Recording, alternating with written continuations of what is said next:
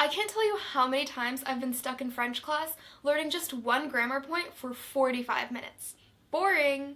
Today, I'm going to show you what I use to learn 3 times as much in just 2 minutes.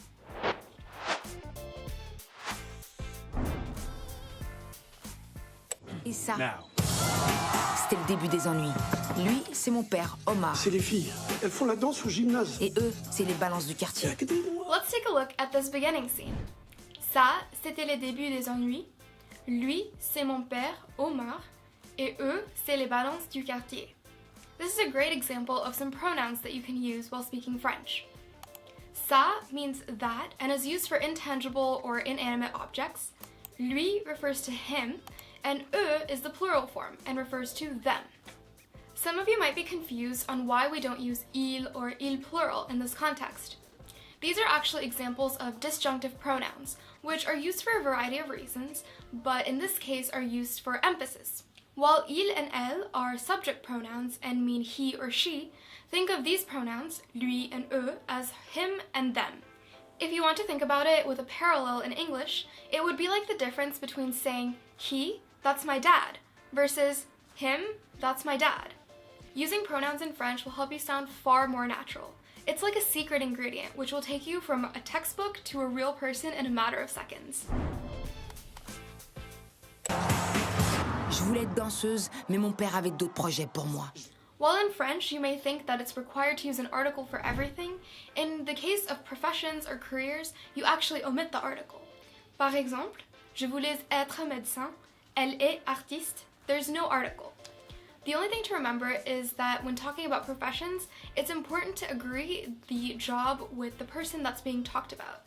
So since Lila is a woman, she says danseuse, but if there was a male character, he would say danseur. While Lila is trying to become a dancer, I know a lot of you are trying to become fluent in French, and I encourage you to give FluentU a try. FluentU is a platform that makes language learning fun and easy using real-world videos just like this trailer, and creates engaging language lessons. Like I was demonstrating earlier in this video, there's a variety of tools to help you, such as sample sentences, and you can even make flashcard sets out of the words that you don't know. Plus, FluentU has a video dictionary so you can hear every single word spoken by a native to perfect your pronunciation.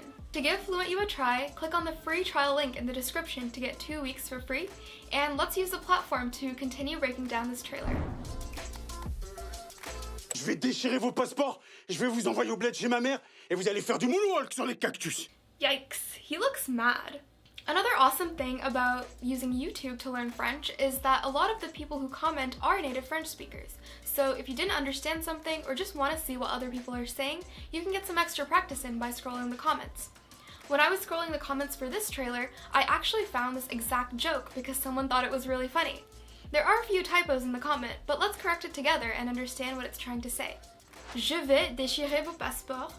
Vos spelled like V-A-U-T doesn't make sense in this context because it's a verb used in very limited situations. Je vais vous envoyer au bled chez ma mère. Et vous allez faire du moonwalk sur les cactus. Before I look up words, I like to have a guess of what I think the word means, and judging by the way he said déchirer, it sounds like to shred or to destroy. One of my favorite tools to look up words is word reference because it gives you so many different uses of the word and it gives you a lot of example sentences. Looking it up, we can see that déchirer means to tear or rip up. Oh no, he's gonna rip up their passports. The next part of this joke, je vais vous envoyer au bled chez ma mère, may confuse you. Unless he really doesn't like his mom, why is it so bad to send his daughters to their grandma? It looks like his mom lives in a really unpleasant place. Et vous allez faire du moonwalk sur les cactus. I think the cognates can help you figure out this one.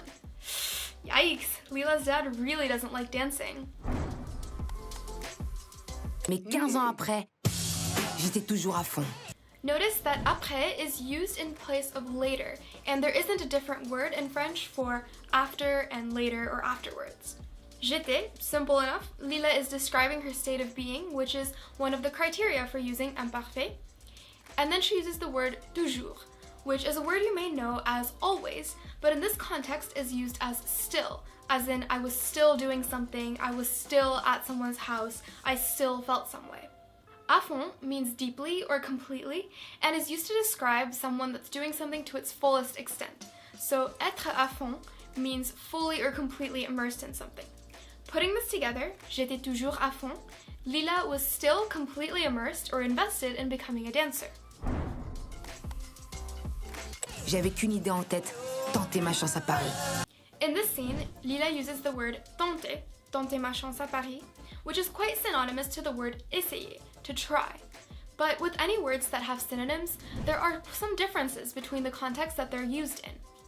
Essayer is used for more straightforward situations, like trying to complete an assignment, trying to go to the gym, whereas tenter involves more of an element of risk. Since Lila has just arrived in a new city, is unsure of whether she'll be able to make it in the dance industry, and is going against her father's wishes, there's certainly a lot of risk involved in the situation, making tenter an appropriate choice. Laisse-moi t'expliquer. Tu m'as menti, Lila. T'as rien à m'expliquer. Tant que t'es sous mon toit, c'est moi qui dictais les règles. Bon, avec mon père, c'était toujours aussi compliqué. Bon, moi avec mon père, c'était toujours aussi compliqué. Here we again see the word toujours used as still rather than always, and we see another word that you're likely familiar with, aussi. If we go based on the typical translation, this sentence would read as, the relationship between me and my father was still also complicated. But this trailer hasn't actually shown us any other relationships that are complicated besides Lila and her father's.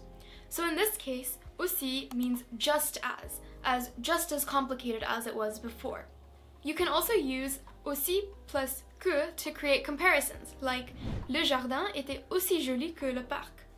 Que is typically used for comparisons, but as we see in this trailer example, it's not always necessary.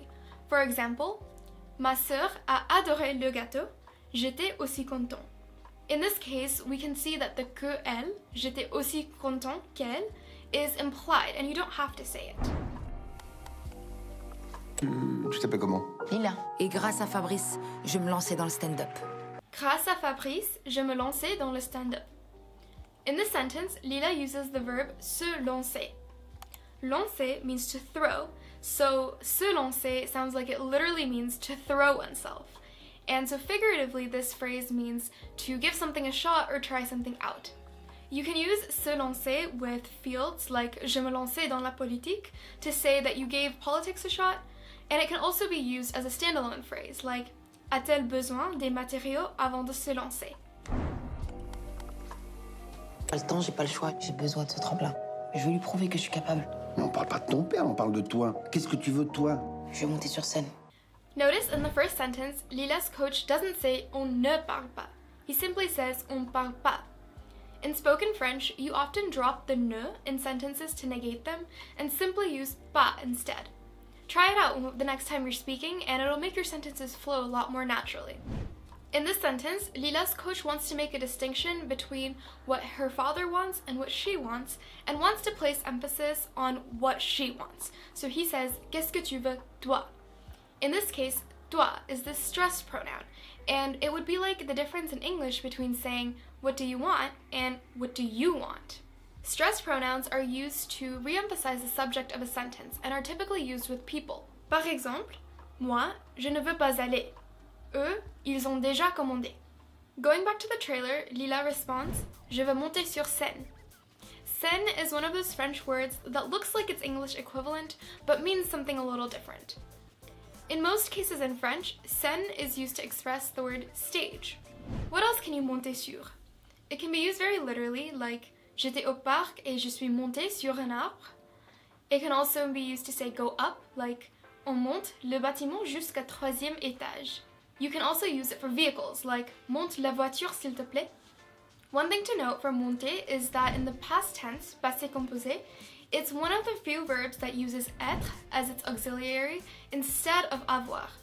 I learned these verbs as the Dr. Mrs. Vandertramp verbs, which is an acronym for all of the verbs that use être instead of avoir. With these verbs, you also need to agree the participe passé with the subject of the sentence. So let's say two girls fell, it would be elles sont tombées, with an extra e on the tombé because the subject is feminine, and an extra s because the subject is plural. I know this may seem a little intimidating to memorize, so don't worry too much about it, since in spoken French, it's mostly all pronounced the same. Just try to slowly remember which verbs are Dr. Mrs. Vandertramp so that you know to use être instead of avoir. Wow, t'es humoriste, toi. J'essaie.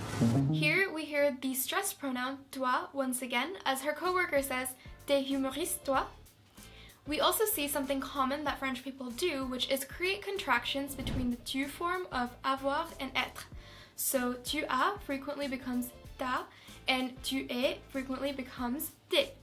It would be incorrect to write it in this way in formal contexts, but you'll hear this a lot in spoken French, and it's also common to type this way in text messages.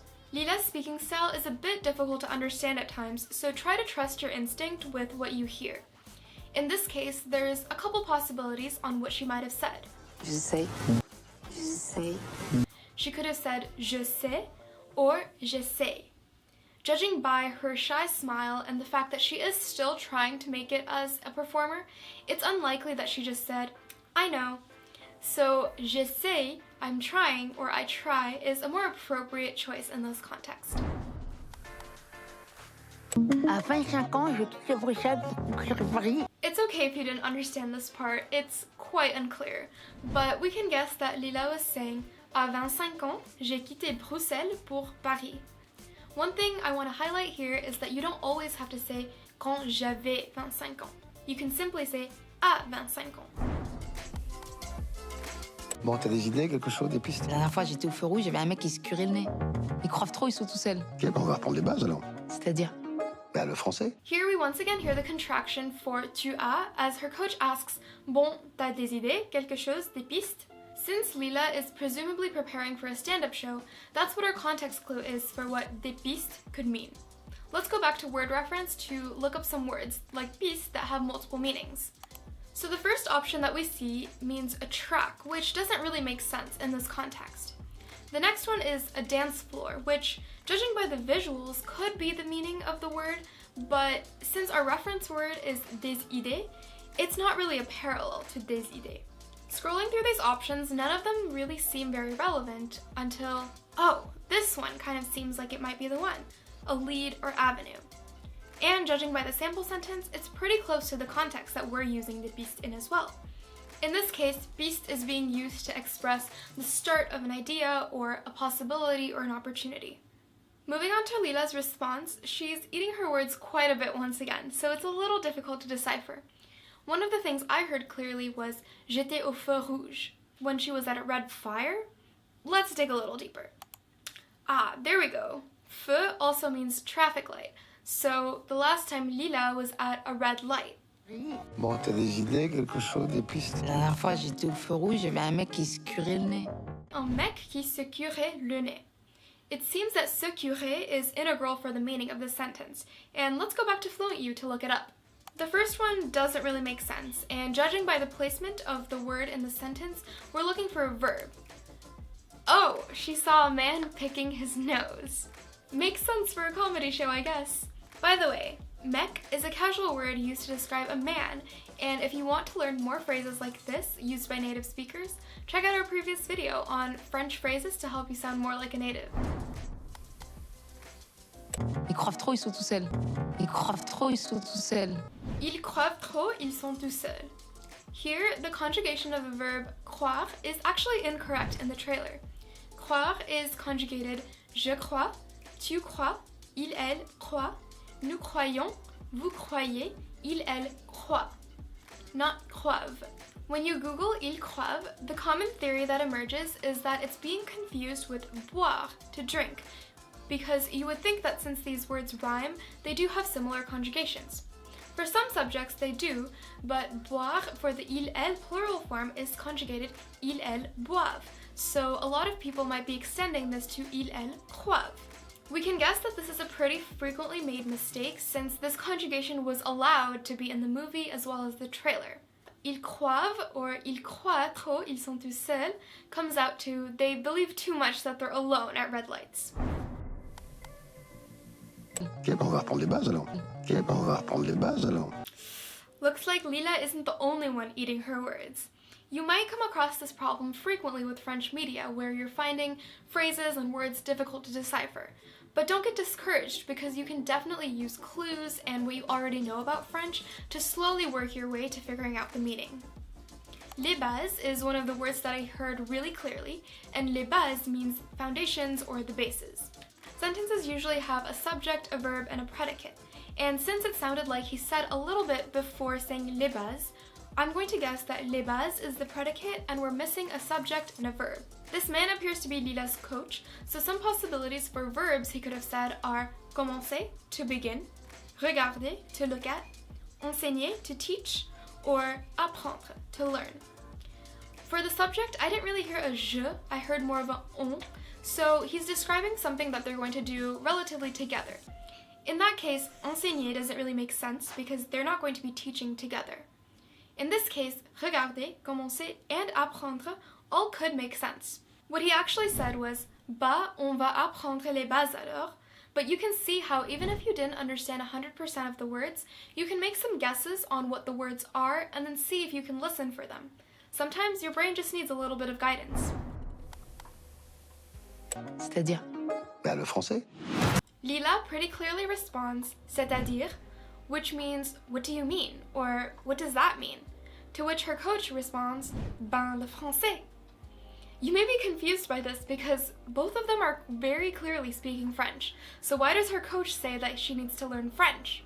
Remember that before, Lila had said ils croivent instead of ils croient, so he could be referring to this incorrect conjugation. The coach also uses some great French filler words, like ba or ben, which are used the same way in English you might use or well. In this case, he says ba le français, to mean, well, the French language. 1995, Bruxelles. À droite, c'est moi, Lila. Et ça, c'était le début des ennuis. Lui, c'est mon père, Omar. C'est les filles. Elles font la danse au gymnase. Et eux, c'est les balances du quartier. Avec des noirs là-bas, Al-Khalid. Et les arabes aussi. Je voulais être danseuse, mais mon père avait d'autres projets pour moi. Je vais déchirer vos passeports, je vais vous envoyer au bled chez ma mère, et vous allez faire du Moonwalk sur les cactus. Mais 15 ans après, j'étais toujours à fond. J'avais qu'une idée en tête, tenter ma chance à Paris. 6, 7, change. Laisse-moi t'expliquer. Tu m'as menti, Lila. T'as rien à m'expliquer, tant que t'es sous mon toit. C'est moi qui dictais les règles. Bon, avec mon père, c'était toujours aussi compliqué. Bon, la nouvelle, tu t'appelles comment? Lila, Et grâce à Fabrice, je me lançais dans le stand-up. j'ai pas le temps, j'ai pas le choix. J'ai besoin de ce tremplin. Je veux lui prouver que je suis capable. Mais on parle pas de ton père, on parle de toi. Qu'est-ce que tu veux de toi? Je vais monter sur scène. Oh, t'es humoriste, toi. J'essaye. À 25 ans, je quitte Bruxelles pour sur Paris. Bon, t'as des idées, quelque chose, des pistes? La dernière fois, j'étais au feu rouge, il y avait un mec qui se curait le nez. Ils croient trop, ils sont tout seuls. Ok, on va reprendre les bases alors. C'est-à-dire? Bah, le français. Voilà, c'est tout. C'était facile, non? If you enjoyed this video, be sure to check out the free PDF linked below for some French movies that are perfect for beginners. À bientôt!